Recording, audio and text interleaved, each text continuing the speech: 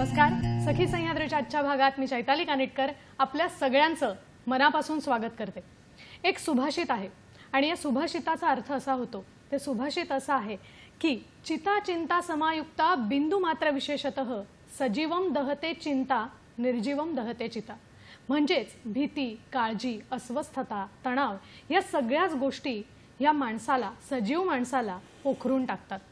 खऱ्या अर्थानं स्पर्धेच्या युगामध्ये जगणं हे अवघडच आहे.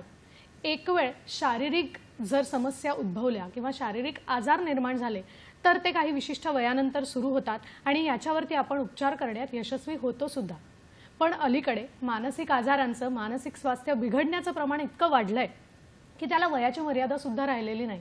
हे तितकंच खरं आहे. आणि म्हणूनच मानसिक आजार योग्य वेळेत जर आपण ओळखला आणि त्याच्यावर आपण उपचार करू शकलो तर त्याच्यावरती नियंत्रण ठेवण्यात सुद्धा आपण यशस्वी होऊ शकू. याच दृष्टिकोनातून आजच्या या विषयाची निवड केली गेली आहे. पाहूया आजचा विषय काय आहे तो. आज आपण बोलणार आहोत मानसिक आजारांचा विळखा, वेळीच ओळखा या विषयावर. आणि आपल्याला मार्गदर्शन करण्यासाठी स्टुडिओमध्ये आज आपल्याबरोबर दोन तज्ज्ञ इथे आलेले आहेत. आज आपल्याबरोबर आहेत मानसोपचार तज्ज्ञ डॉक्टर सुकुमार मुंजे. नमस्कार सर. नमस्कार. त्याचबरोबर आपल्या आणखीन एक तज्ज्ञ इथे आहेत सखी, आपल्याबरोबर आहेत मानसोपचार तज्ज्ञ दीप्ती मुंजे. नमस्कार. नमस्कार. कार्यक्रमात आपलं देखील मनापासून स्वागत करते. आणि खरंच हे जे मानसिक आजार आहेत हे जर वेळीच लक्षात आले तर नक्कीच याच्यावर नियंत्रण ठेवणं हे आपल्याकडून शक्य असतं. आणि या दृष्टिकोनातून हे दोघंही आपल्याला आज मार्गदर्शन करणार आहेत. सर्वप्रथम सर्वांना मी त्यांची ओळख करून घेते. आपण डॉक्टरांपासून सुरू करूया. डॉक्टर सुकुमार मुंजे सर मानसोपचार तज्ज्ञ, त्याचबरोबर मनोविश्लेषक, संमोहन तज्ज्ञ, समुपदेशक सुद्धा ते आहेत. त्यांनी मानसोपचार तज्ज्ञामध्ये PhD सुद्धा पूर्ण केलेला आहे. नैराश्य, ताणतणाव, अतिविचार, निद्रानाश, भीती अशा मानसिक आजारांवरती ते योग्य तऱ्हेने उपचार करण्यात तज्ज्ञ आहेत. इतकंच नव्हे तर health excellence award by government of India, best hypnotherapist award, doctor APJ Abdul Kalam excellence award अशा असंख्य पुरस्कारांनी डॉक्टरांना सन्मानित करण्यात आलेलं आहे. विशेष म्हणजे अनेक वर्षांचा त्यांचा अनुभव आहे. अनेक रुग्णांना या मानसिक आजारातून त्यांनी मुक्त केलेला आहे. मनप्रवाह या संस्थेचे ते संस्थापक आणि संचालक आहेत. याच्याच माध्यमातून जवळजवळ 6000हून अधिक रुग्णांवरती त्यांनी यशस्वीरित्या उपचार केलेले आहेत आणि आजही ते करत आहेत. आज आपल्याला याच मानसिक आजारांचा विळखा सोडवण्यासाठी ते मदत करणार आहेत. तेव्हा पुन्हा एकदा त्यांचं स्वागत करते. धन्यवाद. धन्यवाद. आपल्याबरोबर आज दुसरे तज्ज्ञ आहेत, सखी आहेत, त्या आहेत डॉक्टर दीप्ती मुंजे. त्यांचाही मी परिचय करून देते. त्या सुद्धा त्यांच्याबद्दल सांगायचं म्हणजे क्लिनिकल सायकोलॉजिस्ट आहेत. त्याचबरोबर आयुष सर्टिफाईड गव्हर्नमेंट इन्स्ट्रक्टर आहेत. BE कम्प्युटर इंजिनियर आहेत. नैराश्य, नातेसंबंधातून उद्भवणाऱ्या मानसिक आजारांबाबत त्या तज्ज्ञ आहेत. मनप्रवाह संस्थेच्या त्या संचालक. या दोघांच्याही मनप्रवाह या संस्थेमार्फत अनेक शिबिरं घेतली जातात. सी mindfulness programme, mental health awareness programme अशा विषयांवरती ते शिबिरं घेत असतात आणि यातूनच समाजकार्य सुद्धा ते करत आहेत. आज मानसिक आजारांचा विळखा, वेळीच ओळखा या विषयावर आपल्याला ते मार्गदर्शन करणार आहेत. तेव्हा आता कार्यक्रमाला आपण सुरुवात करूया. मी पुन्हा एकदा दोघांचं स्वागत करते आणि अर्थातच मॅडम आपल्यापासून मी कार्यक्रमाला सुरुवात करते की सर्वात पहिल्यांदा मनात प्रश्न येतो की शारीरिक अस्वास्थ्य असेल तर ते एक वेळ आपल्याला बरं करता येतं किंवा त्याच्याकडे बघण्याचा आपला दृष्टिकोन थोडासा वेगळा आहे. पण मुळात मानसिक आजार किंवा मानसिक स्वास्थ्य म्हणजे काय, ते बिघडलं म्हणजे काय आणि साधारण या मानसिक आजारांची कारणं ही काय काय असू शकतात, काय सांगाल? मानसिक आजार म्हणजे मनाला होणारे आजार. म्हणजे आपलं शरीर कसं आजारी होतं, आपल्याला ताप होतो, सर्दी होते, खोकला होतो, तसंच मन पण कधी कधी आजारी होतो. मानसिक आजारांमध्ये तुमची विचार करण्याची जी शक्ती आहे, बुद्धी आहे, तुमची तर्कसंगत विचार करण्याची जी शक्ती आहे आणि तुमचे आचार विचार आहेत त्या सगळ्यांवर त्याचा परिणाम होतो. आणि ह्या सगळ्यांवर ह्याचा परिणाम झाल्यामुळे तुमचं जे डे टू डे लाईफ आहे, तुमचं प्रोफेशनल लाईफ असेल, पर्सनल लाईफ असेल, ह्या सगळ्या गोष्टींवर त्याचा इम्पॅक्ट होतो. म्हणजे मानसिक आजार जे आहेत ते पूर्णपणे तुमचं आयुष्यामध्ये एकदम 360 डिग्री चेंज करून आणतात. म्हणजे मानसिक आजार जर तुम्हाला झालेले असतील तर तुमचं आयुष्य पूर्णपणे बदलतं. मानसिक आजार वेगवेगळ्या प्रकारचे असतात, जसे काही डिप्रेशन आहे, स्ट्रेस आहे, एन्झायटी आहे, ओसीडी, स्किझोफ्रेनिया असे वेगवेगळे प्रकार आहेत मानसिक आजारांचे. नक्कीच. आणि आता तुम्ही एवढी नावं घेतलीत की हे जे सगळे मानसिक आजार आहेत ते आपल्याला भेडसावू शकतात, पण मग ते कुठल्या कारणांनी होऊ शकतात याची काही कारण मीमांसा करता येईल का? मानसिक आजार होण्याची कारणं वेगवेगळी आहेत. त्याच्यातलं पहिलं कारण आपण एक म्हणू शकतो अनुवांशिकता. म्हणजे भरपूर वेळा जर तुमच्या फॅमिलीमध्ये जर अशा आजारांची जर काही हिस्ट्री असेल तर त्याच्यामुळे पण मानसिक आजार होतात. त्याच्यानंतरचं अजून एक कारण आहे की जर तुम्हाला समजा काही ॲक्सिडेंट वगैरे झालेला असेल तर मग त्याच्यामुळे मेंदूमध्ये काही बिघाड झाले, न्यूरो ट्रान्समीटरमध्ये काही बिघाड झाले, न्यूरोलॉजिकल काही इम्बॅलन्स झाला किंवा हार्मोनल इम्बॅलन्स झाला तर त्याच्यामुळे पण मानसिक आजार होतात. त्याच्यानंतरचं अजून एक कारण आपण म्हणू शकतो की तुम्हाला सोसायटीचं एखादं रिझन असू शकतो. म्हणजे तुम्हाला तुमच्या नातेसंबंधांमध्ये जर काही स्ट्रेस असेल, नातेसंबंधांमध्ये तणाव असतील तरी पण मानसिक आजार होतात. तुमच्या जवळच्या व्यक्तीच्या जाण्यामुळे किंवा त्याची समजा डेथ झाली तर तुम्ही त्याच्याशी अटॅच असाल तर आणि ती समजा ती व्यक्ती तुमच्या आयुष्यातून निघून गेली तरी पण मानसिक आजार असू शकतात. त्याच्याबरोबर अजून पण आपण असं म्हणू शकतो की इकॉनॉमिकल रिझन्स आहेत, म्हणजे समजा गरिबी आहे किंवा नोकरी नाही आहे, अनएम्प्लॉयमेंट आहे, अशा कारणांमुळे पण व्यक्तीला स्ट्रेस येतो आणि त्याचं परिवर्तन मग मानसिक आजारांमध्ये होतं. त्याच्याबरोबर आपली जी आताची जी लाईफस्टाईल आहे, जी फास्ट लाईफस्टाईल आहे, तर ती लाईफस्टाईल हे सगळे मानसिक आजार घडवण्यामध्ये त्याला मोठ्या प्रमाणात कारणीभूत ठरते. खरं म्हणजे आपण इतकी वेगवेगळी कारणं तुम्ही सांगितलीत आणि अशा अनेक कारणांचा विचार कुठेतरी मनात येतो आणि मग मानसिक आजार का होतात हे समजतं. आता मला सरांकडे यायचं आहे की सर, मगाशी म्हटलं त्याप्रमाणे की शारीरिक आजार होणं किंवा त्याच्यावरचे उपचार घेणं ह्या गोष्टी आता आपल्या बाबतीत याची अंमलबजावणी होत असते आणि ते आपल्या अंगवळणी पडल्यात खरं सांगायचं तर. पण मानसिक आजाराकडे बघण्याचा दृष्टिकोनच मुळात खूप वेगळा आहे. तर याबाबत मला जाणून घ्यायचं आहे की आज सुद्धा साधारण मानसिक आजारांकडे बघण्याची लोकांची मानसिकता आपल्याला कशी दिसून येते, काय सांगाल? खरं तर मानसिक आजारांचं वेळ आणि वेळीच ओळख हा फार सुंदर विषय आहे. आपल्या भारतामध्ये सोशल अवेअरनेस फार कमी आहे आणि त्याच्यामुळे होतं काय की मानसिक आजार झाले ताणतणाव, चिंतेमुळे, कोणत्याही कारणास्तव, जसं मॅडमने सांगितलं, तर मानसिक आजारांकडे बघताना लोक पहिल्यांदा बाबा, बुवा, ॲस्ट्रॉलॉजिस्ट आणि सगळं करून झाल्यानंतर मग एखाद्या मानसोपचार तज्ज्ञाकडे जाऊन त्याची उपचार करून घ्यायचा प्रयत्न करतात. पण तेव्हा असं होतं की मग तिथे मेडिसिन्स दिले जातात, काउन्सिलिंग केलं जातं आणि रिझल्ट येत नाही.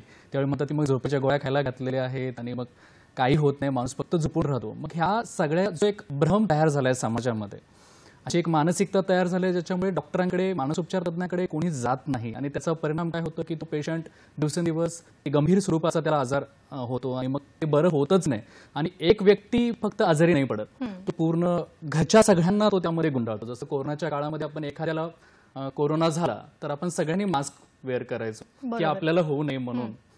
तसंच इथे होतं की इथे आपण सगळ्यांबरोबर सहज आपल्या ज्या काही भावना आहेत पण सहज बोलतो, व्यक्त करतो आणि मग त्याचा परिणाम काय होतो की माणूस ते चिडचिड होते त्याची, काय हे मलाच का बोललं जात आहे, माझ्यावरच का सगळं राग काढला जातोय. मग त्यामुळे माणूस अजून नैराश्यात जातो आणि मग ते आत्महत्येचे परिणाम, म्हणजे आत्महत्या करतो. खरं. परत तो समाजाला विघातक अशा विकृत काही गोष्टी करण्याचं प्रमाण पण त्यामध्ये पण जास्त आहेत आणि त्यामुळे ते सामाजिकदृष्ट्या फारच त्रासदायक आहे. मला असं वाटतं की सोल्युशन हेच आहे की आपण पहिल्यांदा असं जर नैराश्य येत आहे, उदासीनता येते, राग, चिडचिड, थकवा, ह्या सगळ्या गोष्टी जर होत असतील तर प्रथमतः आपण एखाद्या मानसोपचार तज्ज्ञाला भेटायला पाहिजे आणि ते सगळं डायग्नोसिस करून काय योग्य ते उपचार आपण त्यांना देऊ शकतो ह्याच्यावर फोकस करायला पाहिजे. कारण हे दिवसेंदिवस प्रचंड प्रमाणात वाढत चालले आणि कोविड नंतर स्पेशली मी असं म्हणेन की हे फार जास्त प्रमाणात वाढलंय. सोशल अवेअरनेस बऱ्यापैकी होतोय. आता गुगल, युट्यूब आणि आमच्यासाठी मानसोपचार तज्ज्ञ बऱ्यापैकी माहिती देण्याचा प्रयत्न करतात, पण ते मेट्रो सिटी पुरतच राहतं, शहरापुरतच राहतं, ते गावापर्यंत पोहोचलेलं नाही. आणि गावाकडे आधी सुद्धा मग तो भंडारा लावा, ते अगरबत्तीचं हे लावा, मग त्याच्यामुळे तो आजार अजून प्रचंड वाढत चाललेला आहे. बरोबर. मग थोडक्यात कुठेतरी शास्त्राचा आणि विज्ञानाचा आधार न घेता लोक अजूनही या सगळ्या बाबतीत अंधश्रद्धेच्या आहारी जाताना दिसतात, हे आपल्याला आजही जाणवतं असं सरांचं म्हणणं आहे. सर, मला ते याच दृष्टिकोनातून विचारायचं आहे की बरेच वेळेला मानसिक आजारांवर उपचार नाहीत अशी सुद्धा लोकांची धारणा होते आणि मग कुठेतरी त्यांची दिशा थोडीशी भरकटताना दिसते. तर या अनुषंगाने मला विचारायचं आहे की मानसिक आजार बरे करण्यासाठी मुळात उपचार पद्धती आहेत का, आणि मग असतील तर त्या मग कुठल्या कुठल्या आहेत आणि त्याचा साधारण लोकांना किती कसा उपयोग होतो, काय सांगाल? फार सुंदर प्रश्न आहे हा. मी असं म्हणेन की एक ऑस्ट्रेलियाचे सायंटिस्ट होते जसं सिगमंड फ्रॉइड, यांनी ज्यावेळेला पहिलं तर असं व्हायचं की जर अंगात येणं देवीचा प्रकार आपण ऐकलं असेल त्यावेळेला किंवा एखाद्या माणसाला मोठा मानसिक आजार झाला आहे त्यावेळेला असं व्हायचं की त्याला साखळदंडाने बांधायचे आणि फार मारायचे किंवा एखाद्या बंद रूममध्ये त्याला कुंडून ठेवायचं हा प्रकार फार जास्त होता. पण मग सिग्मंड फ्रॉइडने त्याच्यावर बरंच रिसर्च केला. मी त्यांना मानसोपचाराचे गॉडफादर म्हणतो. तर त्यांनी रिसर्च केल्यानंतर मग त्याच्यावर उपचार पद्धती काही शोधून काढल्या. मग माणसाच्या मेंदूमध्ये काय बदल घडतात ह्याचा अभ्यास केला आणि मग त्यानंतर हळूहळू बरेच पुढे येऊन सायंटिस्ट पण मग रिसर्च झाला, विज्ञान बरंच पुढे आलं आणि गेल्या 50 ते 60 वर्षामध्ये मानसिक आजारांबद्दल बराच एक वैज्ञानिक शोध बराच चांगलाच झालेला आहे आणि ती उपचार पद्धती तशा बऱ्याच चालल्या आहेत. त्यामध्ये असं मी म्हणेन की पहिल्यांदा जेव्हा एखादा आपल्याला सिम्पटम्स जाणवतोय, त्रास होतोय काहीतरी, जसं उदाहरणार्थ आधी सहज म्हणजे मेनोपॉजचा एक पिरियड आहे स्त्रियांच्या केसमध्ये की त्यांना त्यावेळेला फार हार्टबीट इन्क्रीज होतात, स्वेटिंग येतं म्हणजे घाम यायला लागतो आणि अस्वस्थ वाटायला लागतं, बेचैनी राहते आणि काहीतरी बरं वाईट होणार हा विचार सतत मनात डोकावत राहतो. अशा वेळेला आपल्या गायनाकला भेटणं आणि मग त्याच्यासोबत एखाद्या मानसोपचारांची तज्ज्ञाची मदत घेणं हे फार चांगलं ठरेल. त्यामध्ये बऱ्याच अशा थेरपीज आहेत. तसं फॉर एक्झाम्पल मेडिसिन हा आहे ह्यातमध्ये एक फॅक्टर. प्लस सेकंड आहे की तुम्ही काही काउन्सिलिंग थेरपीज घेऊ शकता ज्याच्यामध्ये CBT, REBT, माइंडफुलनेस अशा वेगळ्या वेगळ्या थेरपीज आहेत. ACT नावाचे ॲक्सेप्टन्स अँड कमिटमेंट थेरपीज. ह्या थेरपी आता फार चांगल्या प्रकारे वर्क करतात आणि मानसिक आजारांवर त्याच्याने उपचार करता येतात. ह्यातमध्ये लेवल्स आहेत, फर्स्ट, सेकंड, थर्ड आणि फोर्थ. फर्स्ट लेवलमध्ये बऱ्यापैकी फर्स्ट सेकंडमध्ये काउन्सिलिंग अँड थेरपीजनं बऱ्यापैकी रिकव्हरी होते. थर्डमध्ये असं आहे की मग मेडिसिन्स तुम्हाला घ्यावे लागतात, सोबत त्याच्यावर काउन्सिलिंग आणि थेरपीज द्यावे लागते. फोर्थमध्ये थोडं सिव्हिअर होतं, त्यांना रिहॅब करावं लागतं. पण ती स्टेज येऊ नये म्हणून आपण पहिल्यांदाच जर अवेअर राहिलो तर नक्कीच या प्रॉब्लेमवर आपण मात करू शकतो. नक्कीच. मला वाटतं आपल्याला जसं डॉक्टर मार्गदर्शन करतायत की थोडंसं जर लक्षणं दिसत असतील तर त्याच वेळेला मानसोपचार तज्ज्ञांची आपण मदत घ्यायला हवी, वेळीच जागरूक राहायला हवं. त्याचबरोबर त्यांनी सांगितलेल्या उपचार पद्धती आपण समजून घेणार आहोत. पण इथे वेळ झाली एका छोट्याशा विश्रांतीची. आपण मात्र कुठेही जाऊ नका, आम्ही लगेचच परत येतोय. पाहत राहा आपला सर्वांचा लाडका कार्यक्रम सखी सह्याद्री.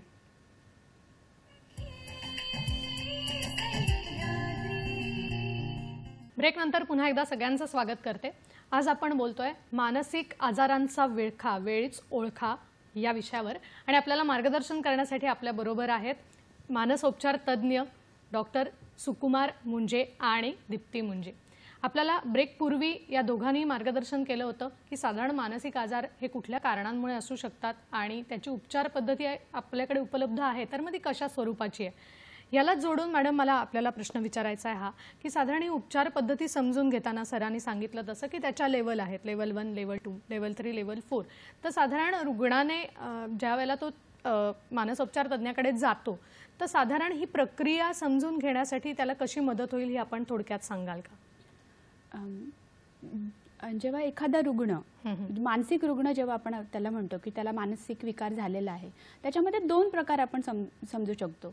एक आहे की ज्याला जाणीव आहे की मला काहीतरी मानसिक आजार झालाय आणि दुसरा एक प्रकार आहे की ज्याला काही माहिती नाहीये की त्याला काही मानसिक आजार झालाय.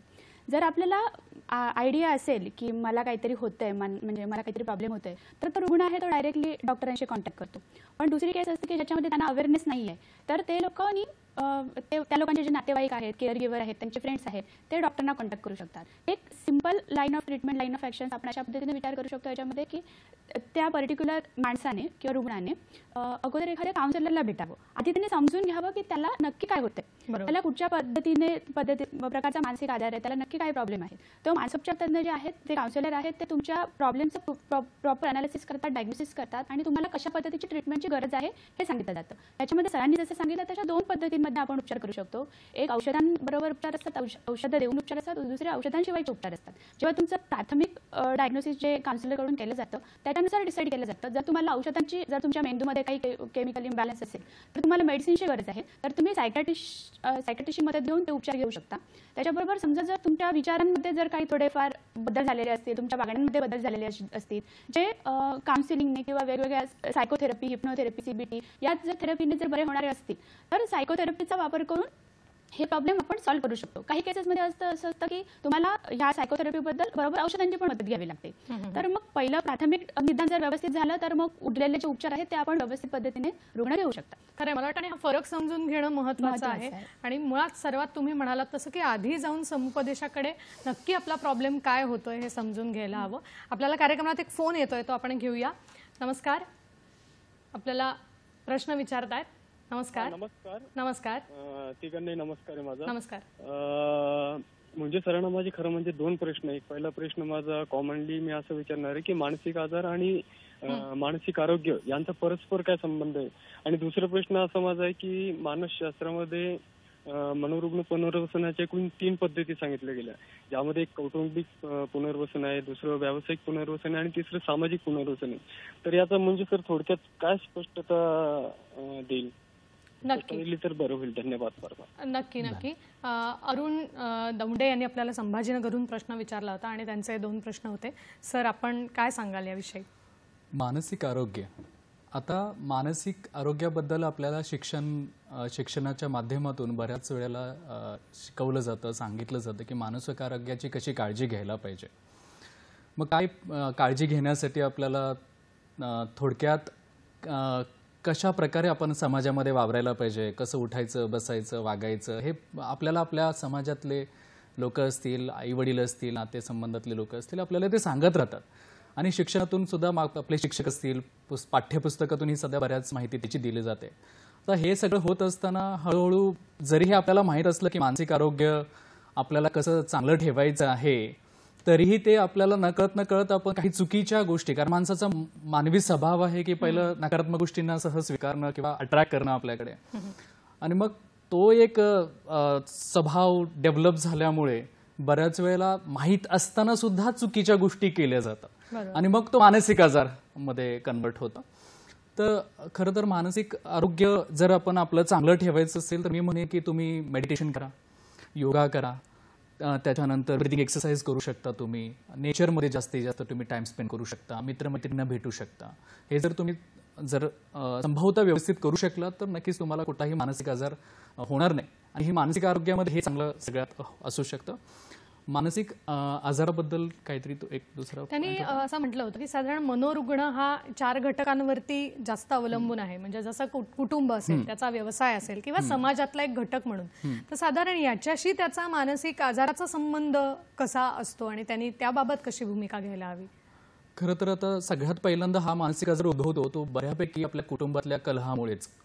आमचं असं आतापर्यंत आम्ही ऑब्झर्व केलं आहे की काही पेशंट्समध्ये घरातलं वातावरण फार त्रासदायक असेल, सतत चिडून वैतागून घरातले मेंबर बोलत असतील तर मग घरामध्येच सगळे अडचणी निर्माण व्हायला लागतात. मग ऑफिसमध्ये पण बऱ्याच वेळेला आता कॉर्पोरेट ऑफिस आहे, त्याचाही परिणाम काय होतो की तिथे पॉलिटिक्स हा प्रकार जास्त आहे, मला प्रमोशन हवं आहे, कॉम्पिटिटिव्ह लाईफ असल्यामुळे प्रत्येकाला पुढे जायचं आहे, कोणाच्या ना कोणीतरी खांद्यावर पाय ठेवून वर चढणारच आहे. मग त्यामुळे पण बऱ्याच वेळेला असं होतं की तिथे पण डिप्रेशन येण्याचं प्रमाण जास्त आहे. सामाजिकदृष्ट्या कधी कधी काय होतं की आता सोशल मीडियाचा बराच इन्फ्लुएन्स असल्यामुळे छोट्या छोट्या गोष्टीतून एखाद्या माणसावरती चुकीच्या पद्धतीने आरोप केले जातात, त्याच्यामुळे पण बरेच लोक डिप्रेशनमध्ये जाण्याचे चान्सेस असतात. आमच्याकडे एक रिसेंटली केस होती, त्यांना काही कारण नसताना ते रस्त्यावरून जात होते आणि त्या व्हिडिओमध्ये त्यांचा तो चेहरा दिसला आणि मग त्यांना त्यासाठी अटक केलं. एक मोठी घटना घडली होती आणि त्यामध्ये ती व्यक्ती 6 महिन्यासाठी जेलमध्ये होती. म्हणजे हा एक सामाजिक दृष्ट्या जर बघायला गेलं तर त्याची काही चूक नसताना पण त्याला हा त्रास सहन करावा लागला आणि मग तो व्यक्ती निर्दोष सुटला सुद्धा पुढे जाऊन.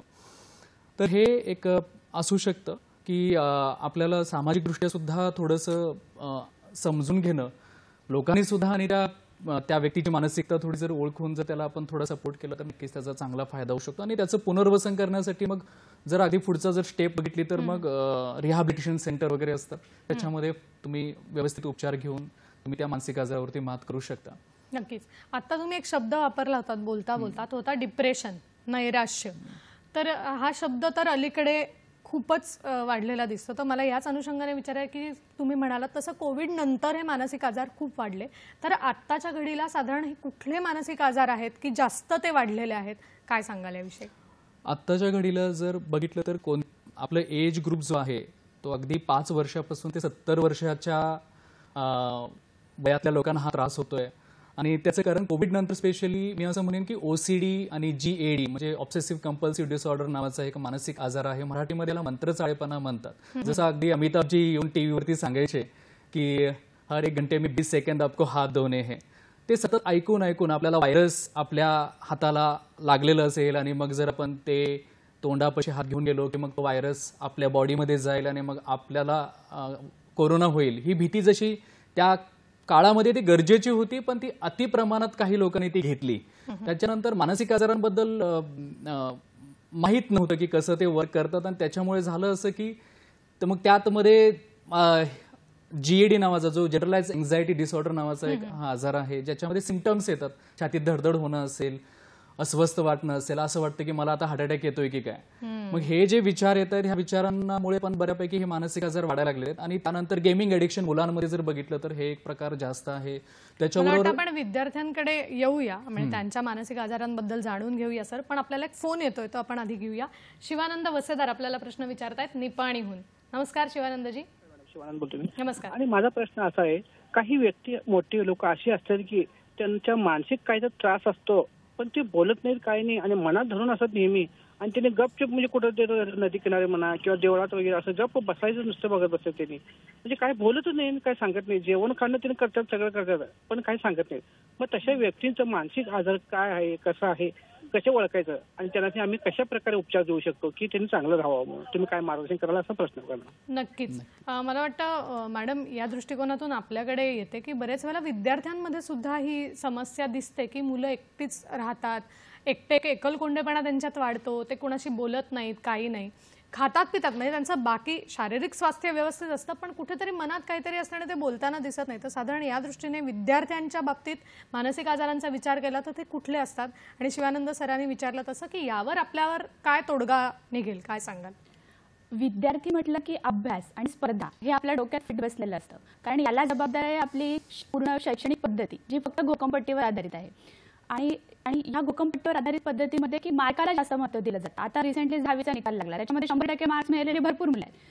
त्यामुळे ते जे मार्कांचं जे कॅल्क्युलेशन आहे ते पूर्ण ह्या समाजाने आणि ते त्यांच्या पेरेंट्सनी हे सगळं त्यांच्या डोक्यामध्ये एकदम फिट बसलेलं आहे, आणि ते त्यांच्या वागण्यातून बोलण्यातून ते विद्यार्थ्यांपर्यंत पोहोचतं. म्हणजे जेव्हा ती लहान मुलं असतात, लहान मुलांमध्ये काय सुरुवातीला स्ट्रेस, टेन्शन असं काही नसतं, पण ते आजूबाजूच्या वातावरणाचा त्यांच्यावर परिणाम होतो. त्यांना समजतं की जर मला मार्क्स मिळाले तरच मला चांगली ट्रीटमेंट मिळणार आहे. त्यामुळे मग ते डोक्यात कुठेतरी फिट बसतं की मला मार्क्स मिळवायचे. या मार्कांचा, या स्पर्धेचा त्यांच्यावर खूप स्ट्रेस येतो. त्यामुळे विद्यार्थ्यांमध्ये जो मानसिक आजार जे होतात त्याच्यामध्ये महत्त्वाचं आहे की त्यांना अभ्यासाचा येणारा ताण, त्या स्पर्धेमध्ये टिकून राहण्यासाठी त्यांची ती केविलवाणी धडपड असते. आणि मग आता त्याच्यामुळे मग त्यांना नक्की समजत नाही की आपण कशा पद्धतीने रिॲक्ट व्हायला पाहिजे. ते कोणाला सांगू नाही शकत. जर ते घरी भरपूर वेळा असं असतं, मुलांचा एखाद्या गोष्टीमध्ये रसच नसतो, पण फक्त पालकांचा फोर्स आहे म्हणून ते त्या फील्डकडे जातात, मग ते कोणाशी बोलू नाही शकत. मग ते आतल्या आत घुटमटत राहतात. आणि मग त्याचं पर्यवसन असं होतं की आता स्ट्रेस येतोय, मी कोणाला सांगू नाही शकत, फ्रेंड्स नाही आहेत आता बोलायला, पालकांशी नाही बोलू शकत, तर मग ते कुठच्या तरी वेगळ्याच मार्गाकडे वळतात. आणि त्याच्यातून त्यांच्यामध्ये विद्यार्थ्यांमध्ये पण आता नशा किंवा दारू असे नशेचे जे पदार्थ आहेत त्यांचं प्रमाण, ड्रग्सचं प्रमाण वाढलेलं आहे. आणि त्याचबरोबर विद्यार्थ्यांमध्ये अजून एक फॅक्टर असा येतो की पालकांचा जो इम्पॅक्ट आहे विद्यार्थ्यांवर पडणारा तो खूप महत्त्वाचा असतो. मला वाटतं शिवानंद सरांनी तेच विचारलं की या बाबतीत एकलकोंडेपणा जाणवत असेल तर त्या व्यक्तीला बाहेर कसं काढावं, मग याच्यात भूमिका कशी असेल कुटुंबाची किंवा पालकांची? ह्याच्यामध्ये विद्यार्थ्यांच्या बाबतीमध्ये जर आपण बघायला गेलं तर पालकांची भूमिका खूप महत्त्वाची असते. आताची आपली जी बदलती समाजाची परिस्थिती आहे, कौटुंबिक जे पूर्ण स्ट्रक्चर आपलं चेंज होत आहे, त्याच्यामुळे मुलांशी संवाद साधायला कोणी नाहीये. पालक आपापल्या कामामध्ये बिझी आहेत, मुलांबरोबर घरी कोण नाहीये. मुलं ते सरादा बोलले मगाशी की मुलं गेमिंगमध्ये गुंतलेले आहेत, सोशल मीडियाचा प्रभाव आहे त्यांच्यावर. आणि आता आपण जसं ऑब्झर्व करतो तसं आपल्या भारतामध्ये समाजामध्ये डिवोर्सचं प्रमाण खूप वाढलंय. त्यामुळे जी एकल पालकत्वाची जी समस्या आहे त्याचा परिणाम पण मुलांवर होते. त्यामुळे भरपूर आता आमच्याकडे ज्या वेगवेगळ्या केसेस येतात त्याच्यामध्ये असं असतं की पालकांचेच प्रॉब्लेम भरपूर असतात, आणि मग ते त्यांचेच प्रॉब्लेम्स त्यांना सोडवता येत नाहीत, आणि त्याचा परिणाम त्या मुलांवर होतो, आणि मग त्याचा राग त्या मुलांवर काढतात. मला वाटतं म्हणजे विद्यार्थ्याला जर काही समस्या जाणवत असेल तर आधी पालकांनी स्वतःचं समुपदेशन करून घेणं ही त्याची पहिली पायरी असेल तर त्याच्यावर आपल्याला काही तोडगा काढता येईल. आपल्याला एक कार्यक्रमात एक फोन येतोय सर, तो आधी घेऊया आणि मग आपण उत्तराकडे बोलूया. आपल्याला विजय सोनावणे प्रश्न विचारतात नाला सोपाऱ्याहून. नमस्कार सर. नमस्कार. प्रश्न विचारा. आपला प्रश्न नमस्कार डॉक्टर. नमस्कार.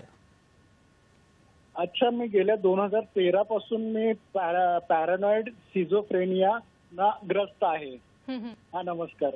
तर याच्यामध्ये मला जो आजार झालेला आहे पॅरानॉइड सिझोफ्रेनिया, याचं औषध मी गेल्या 2013 पासून माझ्यावरती उपचार चालू आहेत. आणि मला वाटतं गेल्या 7-8 वर्षापासून डॉक्टर एकच औषध मला देत आहेत, ट्रॅझिन रिजडोन आणि लोपेज. आणि मी गेल्या 7-8 वर्षापासून हेच औषधं घेतोय, पण मला माझ्यामध्ये जो काही प्रॉब्लेम आहे तो माझा पूर्ण सॉल्व्ह झालेला आहे. पण माझा असा प्रश्न आहे डॉक्टरांना की हे औषधं मला आयुष्यभर घ्यावी लागतील का, की याचा शेवट कधी होणार आहे? नक्कीच या आपला जो प्रश्न आहे त्याच्यावर सर मार्गदर्शन करतील. फक्त इथे वेळ झाली एका छोट्याशा विश्रांतीची. विश्रांतीनंतर आपल्या प्रश्नाचं उत्तर दिलं जाईल. आपण कुठेही जाऊ नका, पाहत रहा सखी सह्याद्री. ब्रेक नंतर पुन्हा एकदा सगळ्यांचं स्वागत करते. मानसिक आजारांचा विळखा वेळीच ओळखा हाच आपला सखी सह्याद्रीचा विषय आणि आपल्याला मार्गदर्शन करतायत मानसोपचार तज्ज्ञ सुकुमार मुंजे आणि दीप्ती मुंजे. आपल्याला ब्रेकपूर्वी विजय सरांनी एक प्रश्न विचारला होता आणि मला वाटतं सर मी आता आपल्याकडे येते की त्यांचा जो आजार आहे तो आता बरा झालेला आहे, तर ती औषधं कधी बंद होणार ही एक त्यांना काळजी आहे. तर याविषयी काय मार्गदर्शन कराल? मानसिक आजारांमध्ये स्किझोफ्रेनिया, मराठीमध्ये त्याला चिन्ह मानसिकता असं म्हटलं जातं. याच्यामध्ये मल्टिपल रिझन्स आहेत. कधी तो जेनेटिक कारणांमुळे, अनुवंशिकतेमुळे येतो किंवा काही मानसिक धक्का बसल्यामुळे आजार होतो. मेंदूमध्ये प्रचंड प्रमाणात रासायनिक बदल झाल्यामुळे ह्या आजारामध्ये भास, भ्रम आणि संशय हा स्वभाव निर्माण होतो आणि मग त्याला कंट्रोल करण्यासाठी मानसोपचार तज्ज्ञ मेडिसिन्स देतात. आता ते मेडिसिन चालू झाल्यानंतर मी असं म्हणेन की 100 मध्ये एखाद्या व्यक्तीचं असं होतं की त्याच्या मेडिसिन पूर्णतः बंद होतात. पण जर मेडिसिन्स सोबत मानसोपचार पद्धती म्हणजे जसं मी मगाशी म्हणालो की CBT, REBT, NLP, mindfulness, meditation, योग साधना, सोशल ॲक्टिव्हिटीज हे जर केलं तर ते अजून बऱ्यापैकी कंट्रोलमध्ये येतं. तर ह्या मेडिसिन्स इमिजिएटली बंद नाही करायला पाहिजेत. डॉक्टरांच्या सल्ल्यानेच तुम्ही बंद करा किंवा कमीत कमी करत एखादी मेडिसिन ते आयुष्यभरासाठी तुम्हाला घ्यावी लागू शकते. पण मेडिसिनचे आत्ता पूर्वीसारखे साईड इफेक्ट राहिलेले नाही आहेत. म्हणजे हा एक थोडाफार गैरसमज आपल्या समाजामध्ये आहे की मेडिसिन खाणं म्हणजे आयुष्यभर आपण मेंटली अपंगत्व येतं. तर मला वाटतं की आपण त्या मेडिसिन्स घेणं हे काळाची गरज आहे आणि ते ओळखून आपण त्या मेडिसिन्स प्रॉपर घ्यायला पाहिजे. सोबत मेडिटेशन साधना वगैरे करून आपण त्याला कंट्रोल करू शकतो. एखादी तरी मेडिसिन मी म्हणेन की विजयजींना घ्यावी लागेल. नाही, त्यांनी याची काही चिंता करण्याचं कारण नाही म्हणालात तसं की त्यांनी याची भीती कुठलीही बाळगू नये. आता मला मॅडम आपल्याकडे यायचं आहे की स्त्रियांच्या बाबतीत जर आपण विचार केला तर अगदी लहान मुलगा किंवा मुलगी समोर असल्यापासून एक म्हणत असतो अरे मुलगी जराशी बावरी आहे, घाबरट आहे, तिला भीती वाटते आणि कुठेतरी ही मानसिकता स्त्रियांच्या बाबतीत तयार झालेली असते. तर स्त्रियांचा आणि मानसिक आजार ह्याचा काही सहसंबंध आहे का आणि स्त्रियांच्या बाबतीत साधारण मानसिक आजार कुठले संभवतात काय सांगाल? नक्कीच स्त्रिया आणि मानसिक आजार यांचा एकदम घट्ट संबंध आहे असं आपण म्हणू शकतो. कारण स्त्रिया या मुळातच भावनिक असतात, त्यामुळे त्या भावनांचं मनांचे कनेक्शन एकदम स्ट्रॉंग असतं. त्यामुळे जेव्हा मनामध्ये जेव्हा काही बिघाड होतात तर तेव्हा ते त्यांना खूप जास्त इम्पॅक्ट करतात.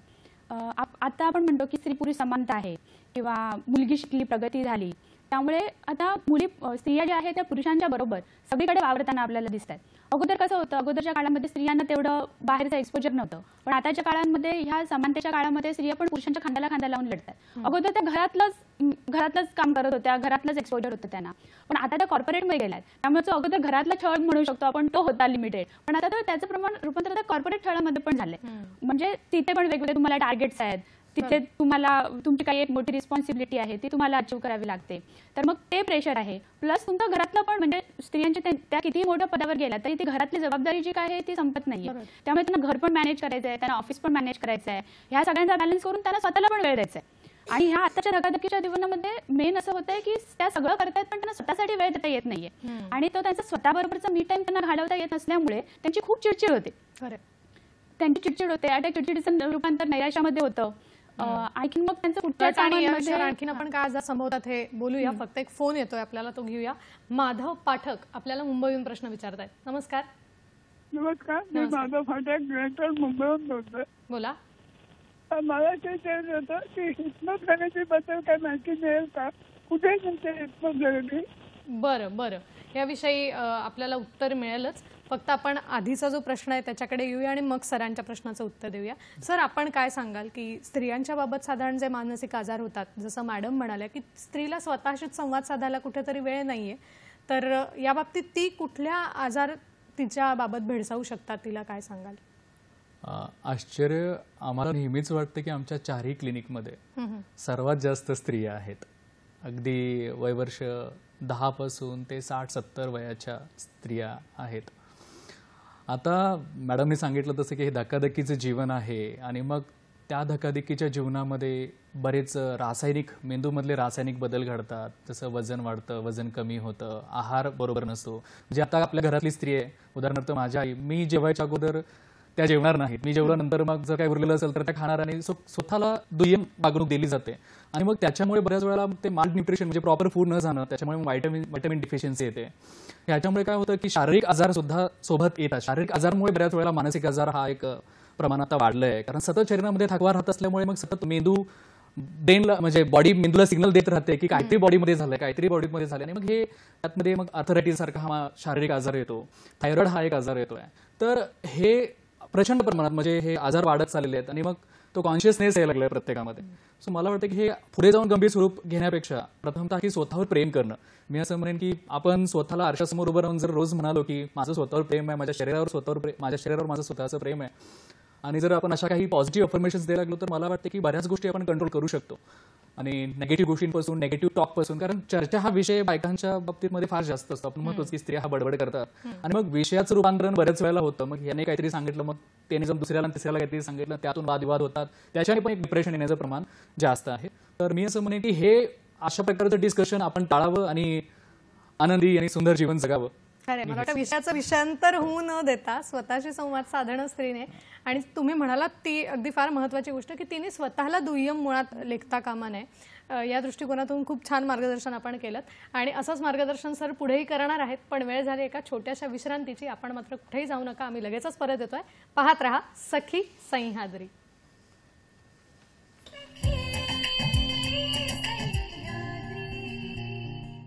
नंतर पुन्हा एकदा सगळ्यांचं स्वागत करते.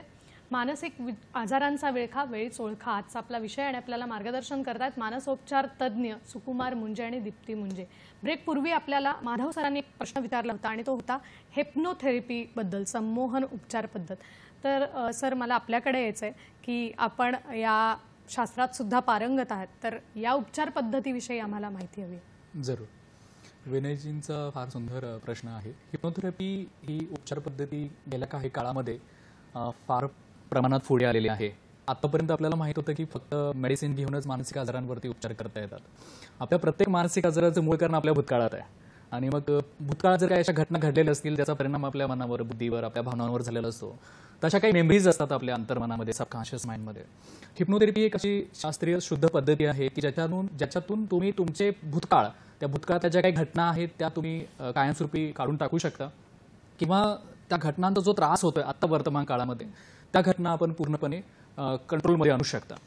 तर हिप्नोथेरपी ही जी पद्धत आहे ह्याचे रिझल्ट फार चांगले आहेत आणि आम्ही मुंबईमध्ये गेल्या 13-14 वर्षापासून प्रॅक्टिस करतोय. तर आम्हाला जे रिझल्ट्स येतात म्हणजे ते फार चांगले येतात आणि तुम्हाला तुमच्या बाह्यमनाला थोड्या वेळासाठी रिलॅक्स करून तुमच्या अंतर्मनामध्ये जाणं आणि अंतर्मनातल्या ज्या नको असलेल्या गोष्टींचा मुळापासून काढून टाकणं किंवा नष्ट करणं हे हिप्नोथेरपीचं काम आहे. थोडक्यात ही आधुनिक उपचार पद्धतींमधली एक महत्त्वाची आपल्याला उपचार पद्धती म्हणता येईल. मॅडम मला आता आपल्याकडे यायचंय की मगाशी एक आपला विषय झाला होता की ज्याच्यामध्ये कुटुंबाची भूमिका म्हणा ही महत्त्वाची होती स्त्रियांच्या बाबतीत सुद्धा. तर नातेसंबंधांच्या गुंतागुंतीमुळे काही मानसिक आजार आपल्याला भेडसावू शकतात का आणि साधारण ते असतील तर मग कुठले आहेत, काय सांगाल? नक्कीच. मानसिक आजार आणि नातेसंबंध यांचा खूप जवळचा संबंध आहे. कारण माणूस हा एक, आपण म्हणतो man is a social animal, म्हणजे आपण हा एक सोसायटीमध्ये आहे, समाजामध्ये राहतो. तर मग ह्या समाजाशी संबंधित जी काही नाती असतात त्यांचा आपल्या भावभावनांवर मोठ्या प्रमाणावर परिणाम होतो. जे आपलं कुटुंब आहे जे फार आपल्या जवळचं असतं, तर ते कौटुंबिक नातेसंबंध आहेत हे प्रामुख्याने तुमच्या मानसिक आरोग्यावर परिणाम करतात. आता मगाशीच आपण बोललो की आता नात्यांमध्ये आई वडिलांना एकमेकांशी बोलायला वेळ नाही आहे, आई वडिलांना मुलांशी बोलायला वेळ नाही आहे. तर हे जे टाईम मॅनेजमेंट व्यवस्थित होत नसल्यामुळे, हे वेळ नाही आहे हे कारण दिल्या गेल्यामुळे भरपूर वेळा त्यांच्या मनात जे काही साठलेलं आहे ते त्यांना बोलताच येत नाही, कोणाकडे सांगताच येत नाही.